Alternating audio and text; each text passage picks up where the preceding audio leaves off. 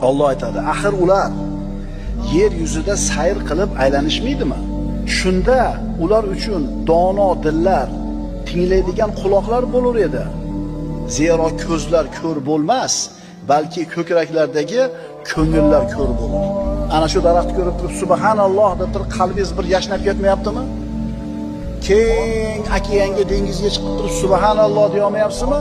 Demak, sizni ko'zingiz emas, qalbingiz ko'r ekan. Osmonni ko'rdingiz tiniqligini, bulutni ko'rdingiz, oy quyoshni ko'rdingiz, kunni tunni ko'rdingiz, yomg'ir shamolni ko'rdingiz, daraxtlarni ko'rdingiz. Agar aqlli, xushli inson bo'ladigan bo'lsangiz, fikr qilishingiz kerak. Fikr qilmadingizmi? Demak, g'ofilsiz.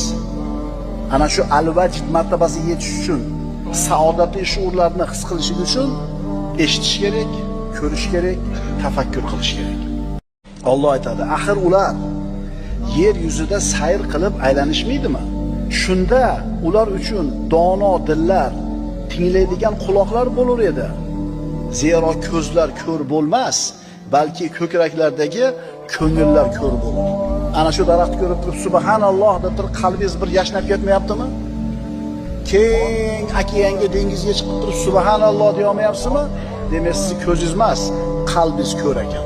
Osmonni ko'rdingiz tiniqligini, bulutni ko'rdingiz, oy quyoshni ko'rdingiz, kunni tunni ko'rdingiz, yomg'ir shamolni ko'rdingiz, daraxtlarni ko'rdingiz. Agar aqlli, xushli inson bo'ladigan bo'lsangiz, fikr qilishingiz kerak. Fikr qilmadingizmi? Demak, g'ofilsiz.